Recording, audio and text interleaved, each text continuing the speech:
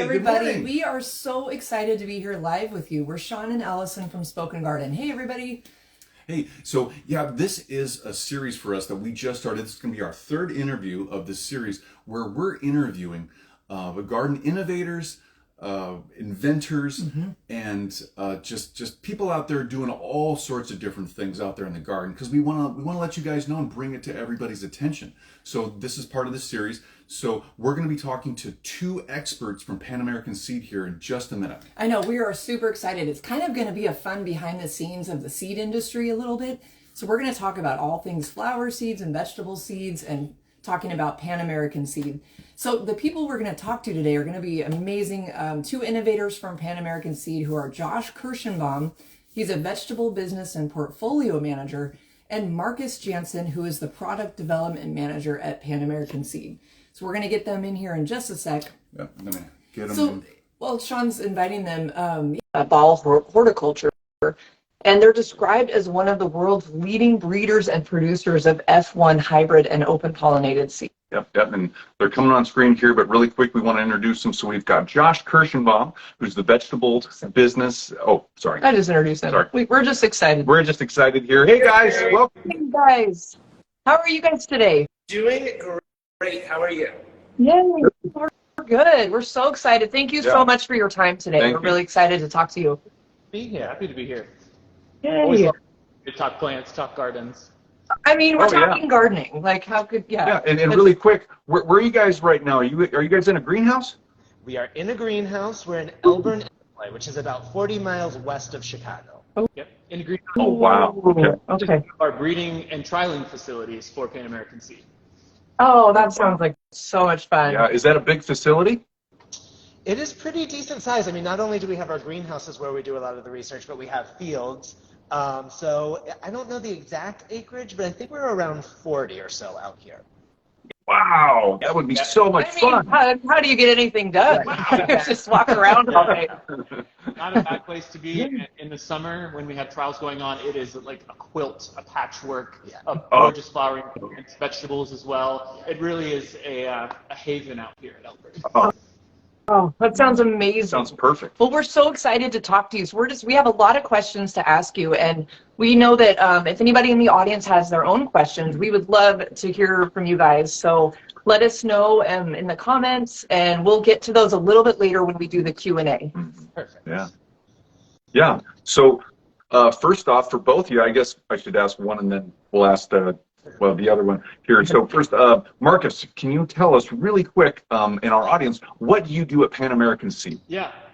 My title is I'm a product development manager. So I work with our breeders to bring forth new varieties of plants to Pan American Seed. And I work mainly in ornamental plants. So bedding plants, both annuals and perennials. Get to work with a lot of fun, different genus and species. And I've been at Pan American Seed it'll be 2 years in May. Awesome. Yeah. Yeah. And Josh, same question to you. Sure. So I am the business and portfolio manager for our vegetable program at Pan American Seed Company. I've been with the company for just over 10 years now.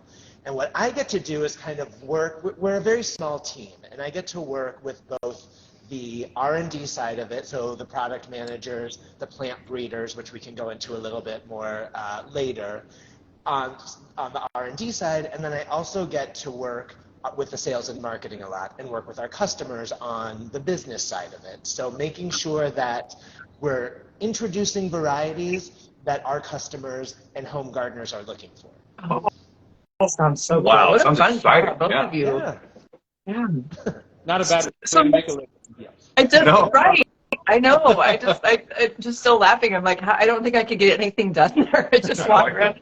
It just Well, I'm makes me sure laugh. some of our colleagues would think the same thing about us as well. It's hard to make No.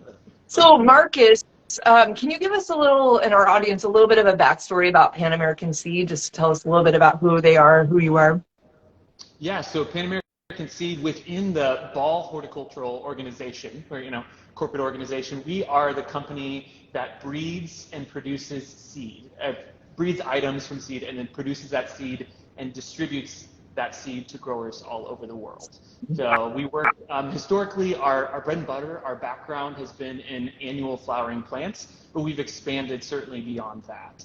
So we've gone into perennials as well. We work in vegetables and herbs, cut flowers, potted plants, and house plants. So really, we've expanded our portfolio in seed products and have been around for 75 years. We just celebrated an anniversary at Pan American Seed. So that's the business that we are in. Yeah. Wow. That's amazing. Yeah, that's 75 huge. years. Wow. Yeah. And we've got 26 breeders at Pan American Seed, so quite a force that are putting exceptional products out into the industry. We're a global company as well, so not only are we producing seed all over the world, but then we're distributing that seed to customers, right here in Chicagoland, in Washington, but also abroad, in Europe, in Asia. A lot of folks are getting to enjoy and grow with Pan American Seed products. What a reach. Yeah. Wow. I had no idea. Really cool. Hey, so Josh, for you, can you tell us the history of the vegetable seed breeding program at Pan American Seed, and then also within that, which vegetables were first bred and why? Sure. Yeah. As Marcus mentioned, we're celebrating our 75th year this year, our anniversary. However, the vegetable side of it, we've only been working on for about 15 years or so. And a lot of the people that are watching right now might think 15 years is a pretty decent amount of time. But one of the things that was really interesting for me when I first started working for Pan American is just how long it takes for a variety to go from conception. So like we have this idea to have this crazy, good tasting tomato that looks really, really neat to actually being able to commercialize it. It takes about, on average, and there's always little glitches that come up. But on average, it takes about 5 to 7 years to bring a variety from conception to commercialization, so when it would be available to gardeners. So 15 years really is not that long, and so we're really just hitting our stride right now. But the types of crops that we are focused on, we don't do all the different vegetables. We really primarily focus on tomatoes, peppers, and then something that is not a vegetable, but we're heavily focused on is basil too. So we have a breeder that's focused on basil breeding. Oh, nice. Great. Oh, yeah. Sounds good. I know in one of your, we can talk about this a little later, but sun dippers, isn't that Oh, yeah. Yes. that's like a big thing right now, right? Yeah. It is without a doubt I consider all of the varieties that we introduce like my children, right? But and so I kind of have my favorites, but Sun Dipper is definitely one of my favorite new introductions for this season. It's a indeterminate tomato, so it's best grown in the ground. So for folks that have containers, it's probably going to be a little bit too vigorous for a container, but it does great in ground. And the problem is like the time of the year I don't have any fruit here to show you, but can direct folks to the website so that they can see. It's kind of like an elongated pear-shaped tomato that has a little bit of a handle on it. And I'm a fan of dips of all different type, whether at ranch or whatever. I'm a huge fan of it. So this is an opportunity that you kind of have a little handle on the fruit so that when you have your vegetable platter, in the past there's been cherry tomatoes on there, they inevitably fall into the dip or they get your hands all dirty. Now we have provided a solution for that. And for those people that don't want to dip it into anything, it also tastes really, really great just as a fresh eating snack tomato. Oh, yeah. I love this. See, that's why you guys are innovators. This is so cool. And I really like that you've got these dippers because every time I go with the cherry tomato, if I dip it in the ranch or whatever, a little bit of the dip gets on my fingers. Exactly. So this takes care of the whole problem. We are solving problems here. That's This is perfect. My mom The garden has it as a bowling pin shape. yeah. No, that's a good way to. Yeah. Great, I love Solving it. problems in the garden and outside the garden. Right? We all got to eat. and Great. who wants dip all over their hands? Oh my goodness. Yeah, no more party fouls. Right. Exactly. Yep. Okay. So we definitely have vegetable innovation going on, and we're going to get to that. There's more to come on that. Marcus, as Pan American is the seed innovator, can you help us understand, like from your side of the business, like with the flowers and whatnot, like how are you innovating and helping the home gardener? Like what new things are coming to market, right, that are for home gardeners and things? Right, yeah, and maybe we can address that threefold, right? I think maybe the more obvious thing that we do is we're breeding in new species, or bringing new colors, new varieties, new patterns, new habits. I think those are the things that you all see really obvious when you get, a petunia with a star pattern on it, or echinacea in bright colors, coneflowers in bright colors. Those are things that, we are always asked, what's the new color? What's the new hot thing? I'm a gardener, I'm excited about new varieties and want to trial new things. So that's maybe the more obvious place that we work in innovation, but also we're working on garden performance, or performance in general. We want to make sure that the products we're providing to the market are going to perform for the consumers in many different ways. So that could be performing in terms of high germination rate. Some of you are maybe germinating your own seeds at home. We want to make sure that they're going to germinate successfully for you, because if you can't germinate the plant, you can't enjoy the plant in the garden, right? From there, we also want to make sure that whatever we specify it for. Some of our plants are better suited for in landscapes or in beds. Some of our plant products are well suited for baskets, containers, mixed combinations. We want to make sure that it's going to perform in that way for you as well. So it's a lot of trialing to vet those products and make sure that they're going to perform that way. We can also talk about performance in terms of disease resistance, durability, in terms of drought tolerance, or pest issues. Like, we want to make sure products are going to be resilient, not only ornamental and looking good, but also be able to last through a season for those gardeners as well. So we talked about new varieties and ornamental features. We talked about performance, but also we want to talk about availability, right? We can come up with a lot of great varieties, but if you can't get a hold of them, that means nothing to you all as gardeners, right? So we want to make sure that these products are available, whether you're buying in your own seed from your preferred seed provider, or maybe they're available in your local garden center. We want to make sure that we can get these products actually to you. So I'd say those are the ways that we're working to make sure our products get in the hands and gardeners are successful with them at home. Wow. Awesome. Yeah. So much innovation. Music to our ears as gardeners. Yeah. Oh, yeah. Well, in Two Marcus, what's a really big deal right now is that that drought resistance or drought tolerance to plants, because of changing climate, and people's local regions are changing. Our zone, it's kind of warming up over here. We're going from a zone 8 to kind of getting close to a 9. It's weird. Yeah. So that changing climate and that drought resistance and the evolution of what you guys are doing to combat that's a big deal. Right, and that we're taking all that into consideration, right? So it could be a part of adapting plants that are already popularized amongst gardeners to be well suited for maybe a changing climate, or more drought resistant, or heat tolerance, things like that. Or maybe introducing new genera, new species, new crop categories to the gardens, right? Maybe we need to start working in plants that we haven't worked in before that are going to be more resilient for a changing climate. Wow, that's crazy. We look forward to your work with all that. I know. Can't wait to see what comes.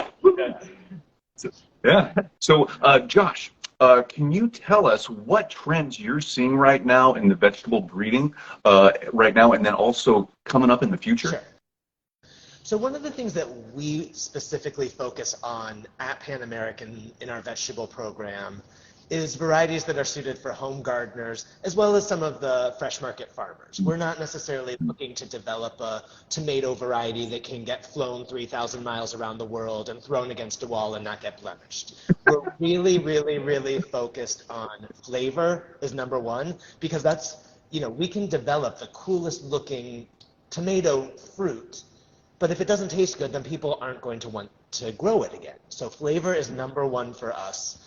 And then the other trend that we're really focused on right now from the home garden perspective is more compact varieties, both for patio and for small space gardens when it's being grown in the ground. I think all different types of gardeners in general tend to have less and less space. So whether they're new gardeners that are living in a high-rise condo, or whether they're seasoned gardeners who are moving into a smaller, condo type of living, we're really focusing a lot of our breeding efforts and initiatives on compact varieties. Wow. That sounds For quite a while. Yeah. I don't think it's going away. No, yeah, it's not. definitely. Exactly. Yeah. Yep. Okay. Very cool. Really cool. Okay. Yeah. Yeah, we also look forward to seeing new varieties and things that come out of the vegetable side too. That's exciting. You bet. Exciting. Yeah. Oh, and Josh, a follow-up question too. So with the compact, more varieties coming online and you guys developing those, not only are you guys, it sounds like, developing them for available space or less available space, but are you breeding into more productivity out of those plants in those smaller spaces? Absolutely. That's a really good point and a really good question. So we have a series of tomatoes that are little tomatoes. We have Little Bing, which is a red cherry, Little Sicily, which is a slicing tomato, Little Napoli, which is like a plum. And they're great for patio containers. They're really nice and compact. They're kind of nice, sturdy, bushy plants. But we wanted to make sure that there were enough fruit on the plant that if someone grew one of them and wanted to make a nice batch of sauce or salsa or tomato soup, that they'd be able to. And so that is definitely an area of focus, not just on having the compact plant habit, but also making them productive. And again, it goes back to tasting good too. We're really trying to incorporate all of those characteristics in the types of varieties that we introduce. Wow. Wow, that's amazing. It's amazing you can work all that in when you're trying to breed or change a breed of plant. I mean, the genetics must be crazy, but it's tremendous that you guys do all that, either, you know, the vegetables and the ornamentals, you know, for everything you guys are doing. It's tremendous. Like, I'm not a scientist. The plant breeders are the ones that have that magical ability to do that. If I were to tell them, go and breed a tomato that has all these characteristics, they're probably going to roll their eyes at me and take me behind my back. I'm sure Marcus too on the flower side of it. But they're very, very amazingly talented, and they are able to do as much as they can. And it certainly is important, right? It's us listening to the market and telling to the breeders, you know, this is our wish list, and then them coming back and saying, this is what's realistic. Maybe this is what we're on now, and maybe 10, 20 years down the road, we can address some of these other things. Yeah. So it's a fun relationship with those breeders. Yeah, you can't wave, nobody can wave a wand and just make it happen tomorrow. Right? Yes, correct. A little more time. Well, kind of along those lines, Marcus, on the flower side, how do you guys go about developing a new seed variety from kind of based on kind of a previous one? Does that make sense? Like, yeah, oftentimes we can look at that in a couple different ways too. Okay. We can take varieties that exist on the market, either our own or other ones from other breeding companies, and say, let's be scrutinous of that. You know, what are gardeners struggling with? What are the pain points of our customers, and what can we do to improve that variety? Sometimes we call that right out, and you'll see that improved, wave, etc. Or sometimes you don't even know that. It's just we have an improvement, and then it behaves better for you in the garden.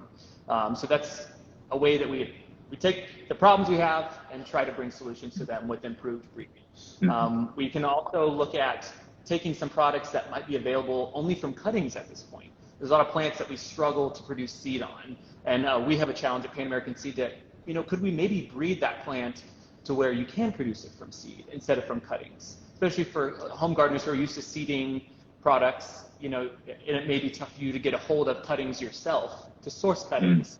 You know, if we can provide that plant to you from seed, that's a win for us at Pan American Seed. And then lastly, it's, and probably my favorite space is in new product innovation, is where we're breeding in species and genera that we maybe have not worked in before, and identifying, like, could this work? You know, would gardeners even want this? And sometimes it's a bit of a risk. You know, you put a lot of effort into breeding and trialing the product and then putting it out into the market, hoping that it's going to be successful. So, you know, we can come at it from a lot of different ways, and ideation can come from a lot of different places. Sometimes a breeder is tinkering with something, saying, you know, I'm passionate about this really niche species and I'm going to work on it.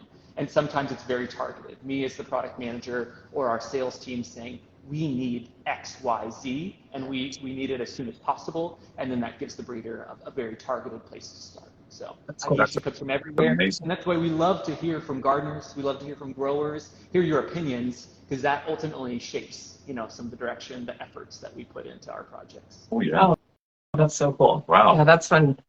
That's crazy. Yeah, I mean, just all the thought and the energy that goes into the breeding programs it's crazy huge. It's so interesting. Yeah. So for Josh, for you, so if you could walk us through a day in the life of working at Pan American Seed, that'd be really fun. Tell us all about it. Well, it starts out with a lot of coffee for Yes. me personally. Yes, But, coffee. yeah. Yes. Yeah. Whether there's Bailey's in it or not, it depends Whoa. on the day. Yeah. But one of the real things that I love about my job is that it is constantly changing. I mean, just as gardens change throughout the season, so do our day-to-day responsibilities. So for example, right now in these winter months, I'm working very closely with my customers, which are the companies that you would buy seed from, to say like, here's what's coming up that's new and exciting. Would you like to trial them?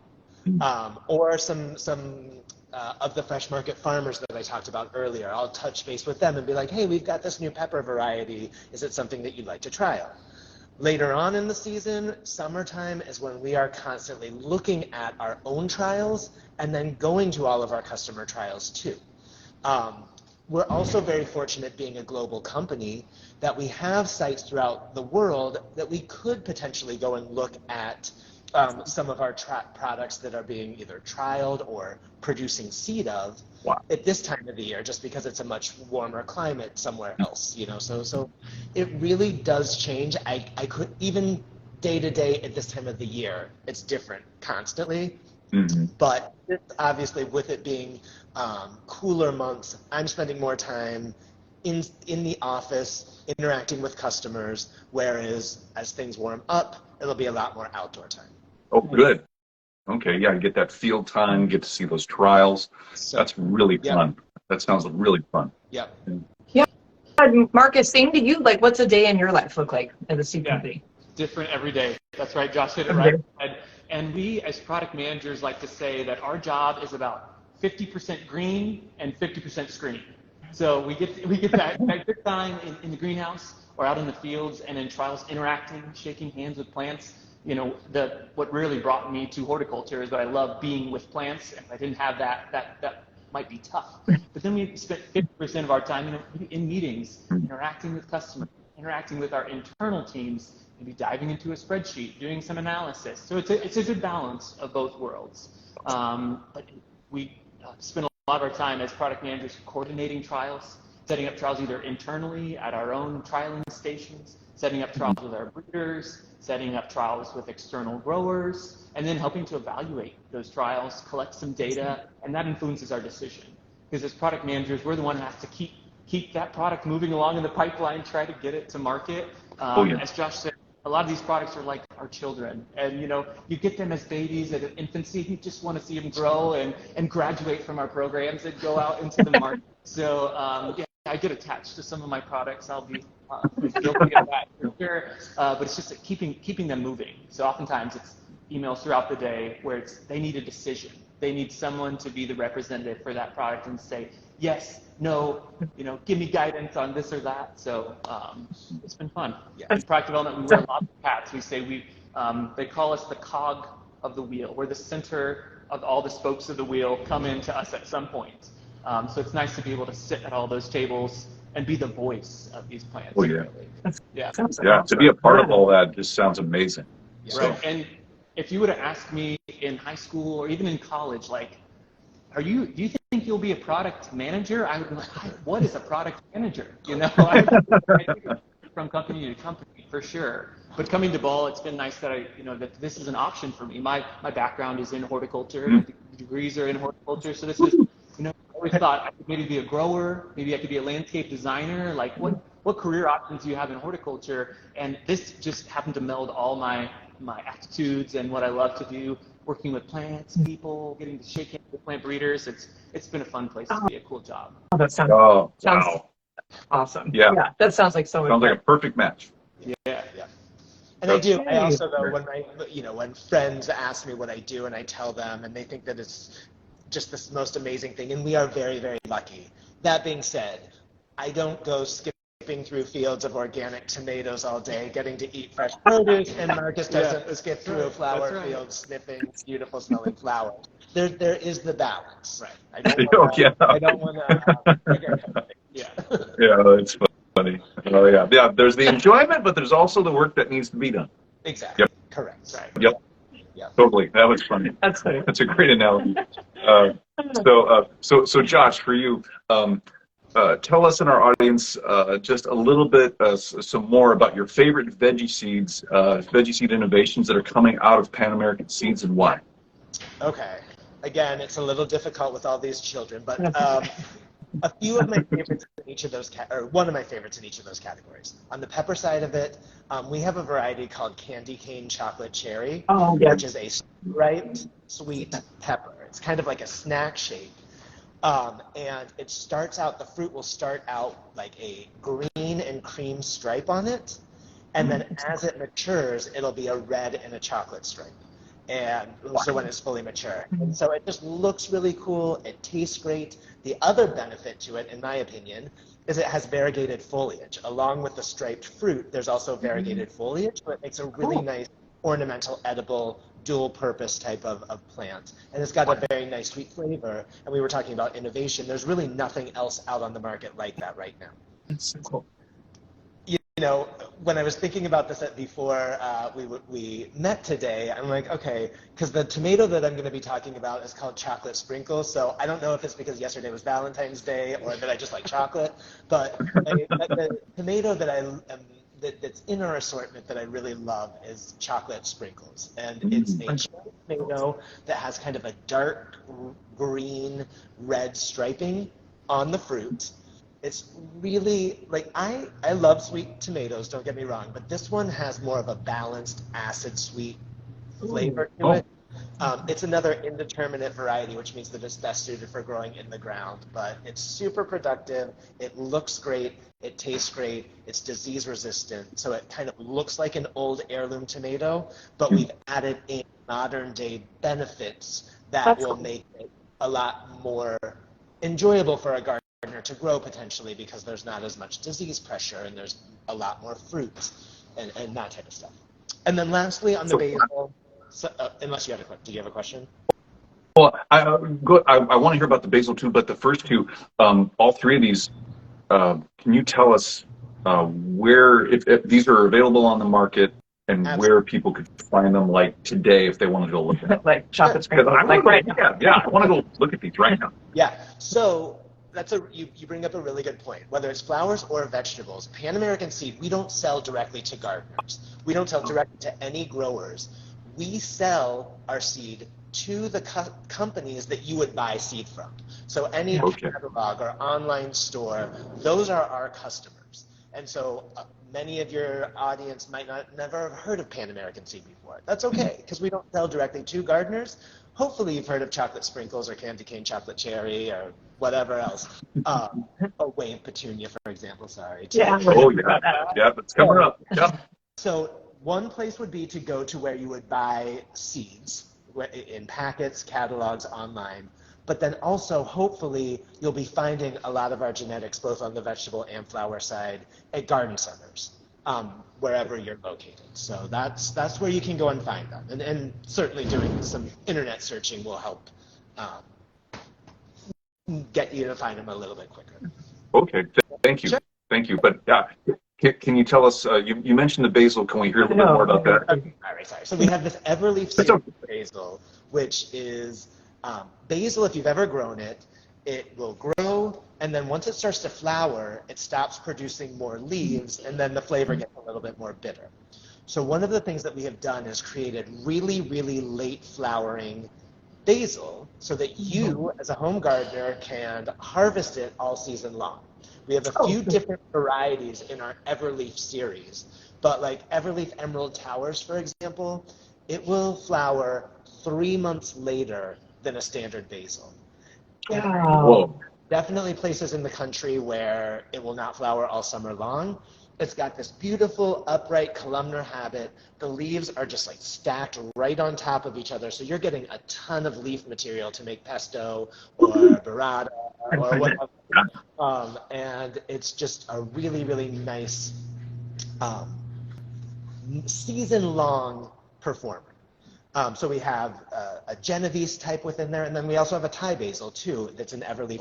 We call it Everleaf Thai Towers. So if you like more of that licorice flavor, it also, I mean, I'm partial, but I think it's a very attractive plant. It's got purple stems that contrast really nice with the green leaves, and it's very upright. So if you wanted to in with some of the flowers. Yeah. It's a really nice Right. option for that too. Yeah, as Yeah, I can- Josh said, like dual purpose products. I've used these Everleaf Tower basils as thrillers in my containers. Yeah. They provide Oh, some cool. you can go in and harvest throughout the year. They really are beautiful structural, columnar, architectural plants in a garden in containers. They're cool products. That's Cool. great. Yeah, And- we're gonna have to look for that one. And so, Josh, that's a series, a high tower series? No, Everleaf is the name of Everleaf. our Everleaf. We Okay. have Everleaf Okay. High Towers, Emerald Towers, and Everleaf Oh. Jetleaf. So Okay. Okay. Cool. Thank you. Want to make sure I heard that. We had that for our audience and they want to go see that. yep. Okay. Oh, I know. We're writing. We're mentally taking notes while it's things. Well, as garden communicators, we have an organization called Garden Common. We've all been really excited about almost all the vegetables you just yeah. mentioned, and Oh. we show pictures, and everybody gets excited. So, a lot of your products we've all been, really excited about, including wave petunias, Marcus. And I also want to ask, what is in front of you right now? Because coneflower Oh, yeah. is one of our favorites. Yeah, we can get into this as well. Yes. Yeah. Let's unpack this first. Echinacea. So this is a series of Echinacea called Artisan. So it's an F1 series of Echinacea, bred right here in Chicagoland by Ping. And so some of you might be familiar with Cheyenne Spirit. Oh, Echinacea. One of our Yeah, favorites. we all know and love Cheyenne Spirit, and that you had a kind of a palette of colors that would show up in Cheyenne Spirit, right? So Sometimes you'll beautiful. get reds, oranges, yellows that could show up. So Ping's worked really hard to get those colors segregated. So Oh, that if you want solid red, if you want just solid orange or yellow, you can have that. oh, So that's what we've got here. okay. This is Artisan Red Ombre, Artisan Soft Orange, and the newest addition is Artisan Yellow Ombre. Wow. And this is they still have some of that undulation in height that give you kind of a naturalist, not perfect soldiers of Echinacea, but we have some beautiful variability that we expect maybe out of some prairie plants like coneflower. And this Yellow Ombre is the newest one of the edition, and one that I have fallen in love with over the past summer for that vibrant yellow color. We don't always we expect the purples and the whites out of coneflower, but we don't always expect these hot, vibrant colors. This yellow is one that stays throughout the season. It's really screaming, got kind of golden yellow, and it's an eye catcher in the garden for sure. Almost, if any of you garden with Black-Eyed Susan or Rudbeckia, that is the depth of yellow that we get out of this Artisan Yellow Ombre. So that's what's in front of us. Well, Gorgeous. talk about Cannot wait to get our hands on So that. vibrant. and then we talk about Wave, right? One of our Wave. Yes, great. and I've got lots of Wave gardeners at home. And before I even came to Pan American Seed, before I even chose horticulture as a career, Wave was something that I grew up with. You know, gardening with my parents and my family. Wave was something I knew. So now it's neat to be on the other side of that and working with Wave programs. And I don't have many waves with me today. This is a wave, but out of flower. You know, we're not in flower season. It's February in Chicago. Okay. But and then our family of wave products, everything from the classic wave, the one that we all grew up with, to tidal wave, large habit. Many of you have been gardening with easy wave over the past several years, cascading habit with some more controlled growth. And then over the past couple of years, we've launched E3 Easy Wave. That's the next generation of Easy Wave products. And E3, those three E's stand for early, efficient, and the evolution of the series. So if we're So cool. to Easy Wave, it has maybe more of a mounded habit than a full cascading or trailing habit. For folks that want a little more controlled growth, a little more tight branching, and it is earlier to flower. So all of the products in the E3 Easy Wave series flower in 10 hours or less of day length. So Wow. Whoa. for a lot of our growers, and to keep a nice consistent series. So That 6 sounds amazing. as of now and more to come. And now we also offer a mix, a seed mix. So you can have all of those colors that you love in E3 Easy Wave all packaged up in one item, or you might see maybe a hanging basket or a flat of them available at your local garden center. So keep an eye Wow, on that is great. but we're keeping Easy Wave around. So if you love and have had success with Easy Wave and all of the colors that we offer in Easy Wave, those are certainly still available to you. Just continue to grow and improve, like we talked about earlier. We don't just launch and then let it be out in the market. We're always trying to improve, especially on a series or a family of products like Wave that people know and love. We love waves. Yeah, and I love hearing that mix that you described, because that would just be like a burst of color for anybody to have around in their garden. That sounds so fun. Oh, Absolutely. Yep. Oh, You get your cool. white, Oh, yeah. your reds, your pinks all together Yeah. in a beautiful merriment. Yeah. oh, I'm getting so excited. I know. It's like, hurry up. What we do at this time of the year is talk about what we can grow in the spring and the summer. It makes us realize that it's not too far off. It's not. You're right. It's mid-February. I mean, come on. It's coming. And maybe we have a chat. Maybe I'll, shout out to some folks that are tuned in to get today. If you're a petunia growers, what are you looking for? We could be working toward more patterns in E3 Easy Wave or in Easy Wave. Do you have issues with this or that? Do you want a different habit? Like, what would you like to see as gardeners for the next evolution of our series in the Wave family of products? I love that. Yeah. Great question. Yeah. If anybody, let us know in the comments. Great. Yeah, and if it's not live here, we'll make sure that if we see the question, we'll direct it right over to Marcus and Josh. So yeah. Absolutely. Yeah. Yeah, and if it's not wave petunias, also cool wave pansies, also in that family of wave gardening. So pansies in the spring or fall or winter, maybe for some of you in the more mild climates, and then petunias in the summer. We can always garden with wave. Easy. Oh, totally. Yeah. Awesome. Wow. Yeah. No. Hey, so for you, Josh, so what are 3 new veggie seeds coming out this year that would be perfect for home gardeners, and why? Okay, well, we already talked about Sun Dipper, so that's one that's out there. We also have a new intro called of pepper called Prism, and I love this variety because we call it a midi bell. So it's not a mini bell, like we have a variety called Snackabell Red, which is our mini bell pepper. It's not a standard sized bell pepper. It's kind of halfway in between, so we call it midi, M-I-D-I. And what I really love about it is that the plant habit is such that it'll grow well in the ground or in a container. So for whoever wants to grow it. The fruit starts out this light chartreuse color when it's immature. And then as it continues to mature, it'll turn orange. And then when it's fully mature, it'll turn red. But the thing is that the fruit will mature at different times on the plant. So a gardener could harvest a mix of different midi bell sweet peppers off of one plant. And if you've ever grown a bell pepper before, the large ones, you don't really get that many fruit off of each plant. But this one will provide a boatload of fruit so that you're going to be able to harvest it often. You're not going to have half of your bell pepper in the refrigerator, and if you're like me, it'll rot and whatever because it's stuck in there for so long. You can just harvest it and take a little bit and use it as needed. So that is, that'll be my pepper exciting new intro for the year. And then on the basil side of it, just because Everleaf Thai Towers is relatively new, that's what I'm going to say for my new basil variety for the year. Yeah. I'm writing these down. I know he's writing them down, and I'm just excited because I think we need any clarification too. I know. Yeah, and you know what? I think it's great. For either ornamentals or vegetables, there's crossover for the ornamental side and for the vegetable side, where you can mix these and get so much mixed use out of any of these plants. That's huge. Absolutely. Yeah. Especially when we were talking about people having less and less space, you might have to incorporate your ornamentals in with your edibles if you only have room for 1 or 2 containers. And so hopefully we have options for that as well. Oh yeah, definitely. Yeah. So Marcus, same question to you, but about the flowers. Like, what are some new seeds coming out that would be great for home gardeners that you're excited about?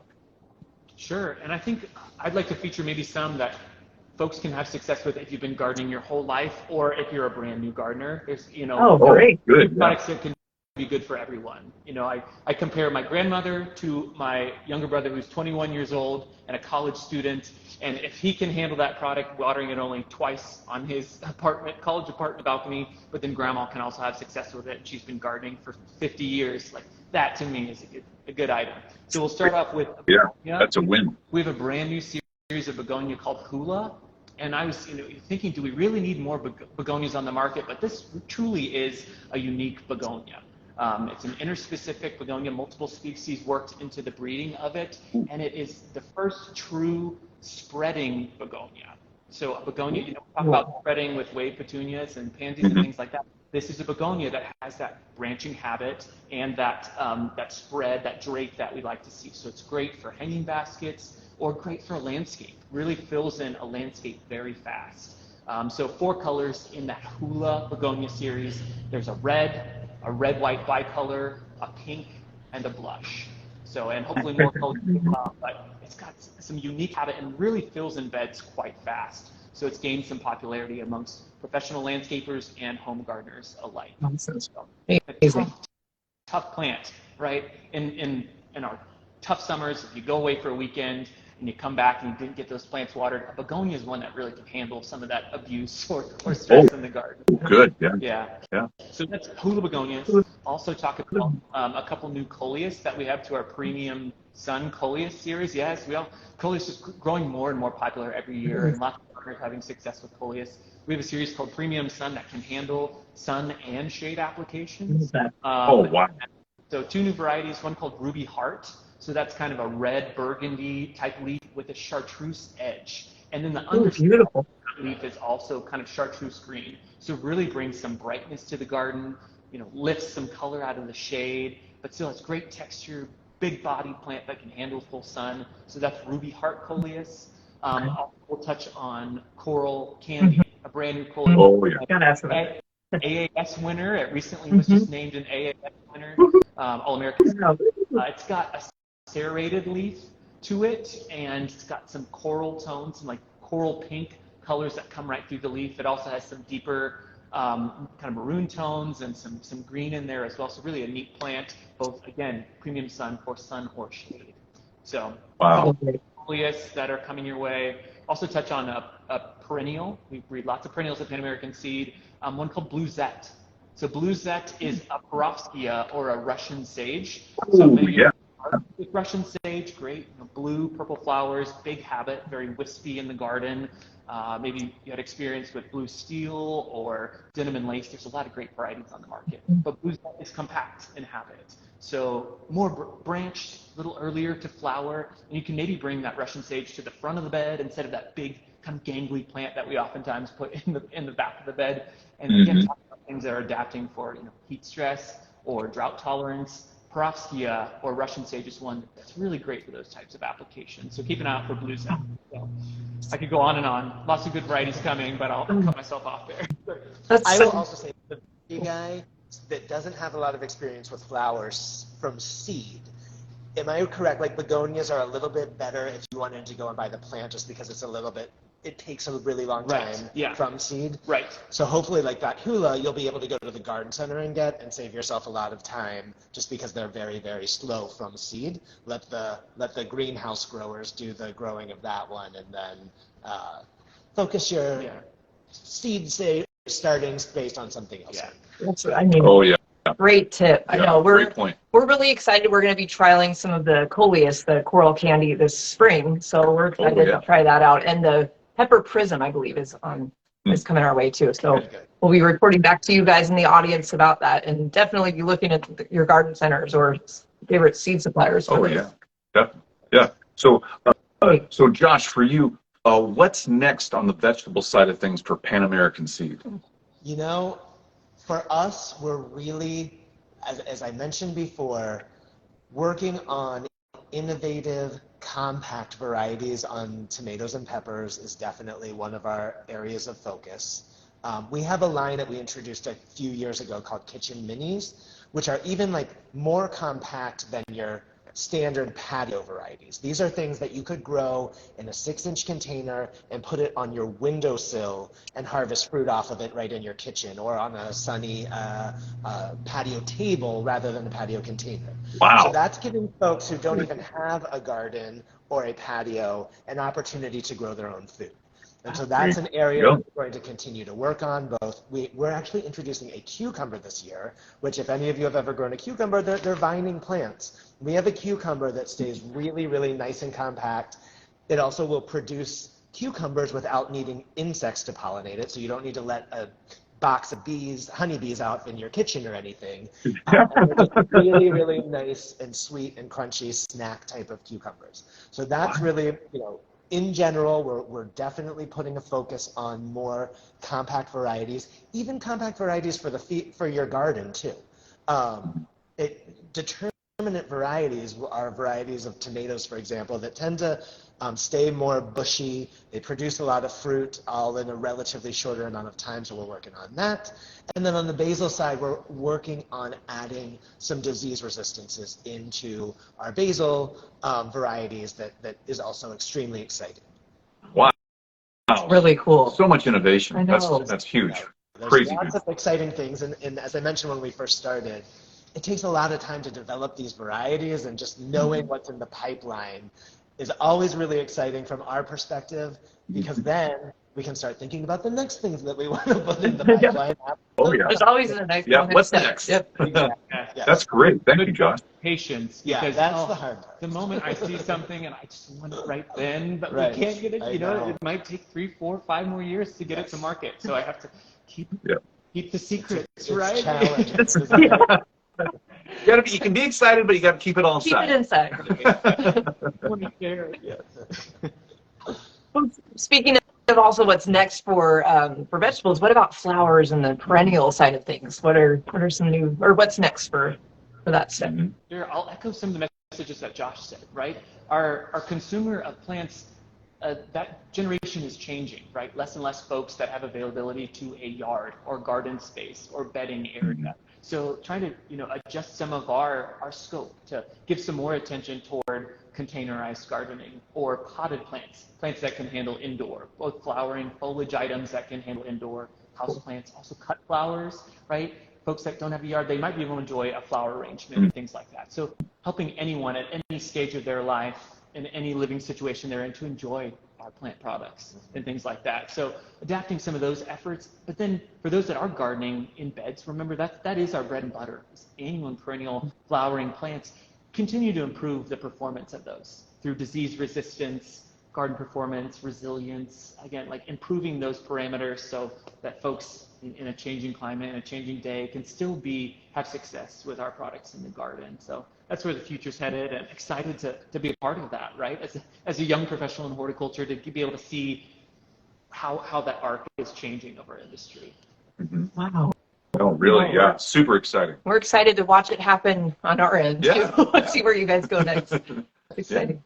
So, I mean, go ahead. Well, I was just going to say, kind of in a wrap up, we've kept you guys for a long time. Thank you so much for all of your information. This has been amazing. We really appreciate your time, guys. Thank you for inviting us and for asking really great questions. Oh, where can everybody follow along with the journey of Pan Am Seed? What would be the best places? Absolutely. I'll highlight some of the maybe social media platforms. If you're here on Instagram, chances are, you could follow some of our platforms on Instagram as well. Pan Am Seed is where you can find us on Instagram. That's our main overarching page. But then on Instagram, we also have some of our brands as well. So you can follow Wave Gardening on Instagram. You can follow Beacon and Patience on Instagram as well. Handpicked Vegetables also has, Josh can speak to vegetable presence. Yeah, we do have our own, Handpicked Vegetables is the name of our vegetable collection within Pan American Seed, and so we do have our own social media platforms or accounts on Instagram and Facebook. Okay. Yeah. Great. Wow. And then our website is panamseed.com. So SEED. Again, it's not a website that you can go and purchase seeds from, but you can get a better idea of all the different types of varieties of flowers and vegetables that we offer. That's awesome. No, definitely. Yeah. And so in the, we pinned a comment here on this live for panamseed.com and wavegardening.com for you. So just go ahead. If you're watching this right now, just go ahead and click through on those, and that'll take you right where Josh and Marcus are talking about. In a great way, like whether they're your viewers are seeing these products through you all, or even seeing them at your local botanical garden, or maybe your extension service through your local university might have trials of these products as well. So if you want to see them outgrowing, being successful in your area, see how they do for you wherever you are gardening, there's opportunities to do that, and our resources can help you identify what Pan American Seed products are out there. Okay. Okay, Yeah, great. that's great. You know what? Again, guys, thank you for being here. We love your guys' energy and I know. excitement. It makes us excited. I know. We're so And, proud. we hope everybody watching feels the same way about this coming growing season. It's just going to be so fun and amazing. Can't wait. Good, good, good. Well, thank you so much for having us. Yeah. Thank you guys so much again. Yes, have a great day ahead and have fun playing with your plants. And we can't wait to watch what happens next. Great. We'll see you soon. Thank you. Thanks, guys. Bye, guys. Bye.